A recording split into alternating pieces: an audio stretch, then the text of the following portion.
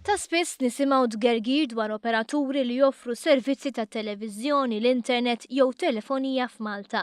Dan iwassal biex l-Awtorita Maltija tal-Kompetizzjoni u l-Affarijiet tal-Konsumatur l-MCCAA tirċievi ta' ilmenti, għalkemm in-numru forsi ma jirriflettix id-dgergir li nisimgħu. Din is-sena l-Awtorità rċeviet 232 ilment mill-konsumaturi, b'100 minnhom diġà kienu solvuti, 27 oħra spiċċaw quddiem it-tribunal. Is-sena l-oħra kienu rreġistrati 284 ilment, b'161 minnhom ikunu solvuti, 46 spiċċaw quddiem it-tribunal.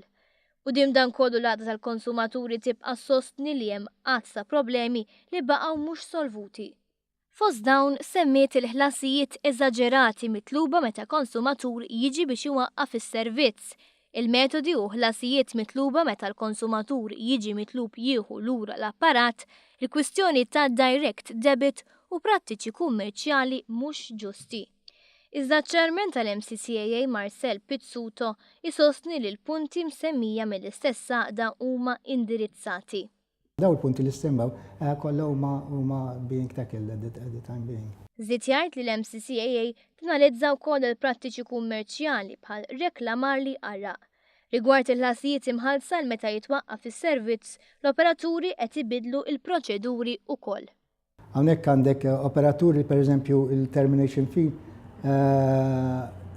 bidela u ġiet tammonta għal discounts li jkun ingħata l-konsumatur sa dikinhar li termina l-kuntratt.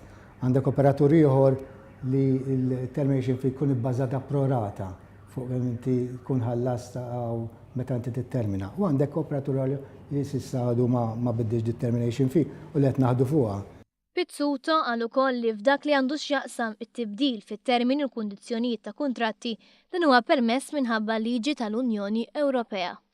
Taħt l-e-commerce di tista' ssir sakemm jagħti 30 days notice. L-importanti hija ma kieku biddillek it-terms and conditions, inti għandek id-dritt li toptja barra, kien wara li tkun għatijat il-notice, toptja minn dak il-kuntratt mingħajr ma teħel ebda charges.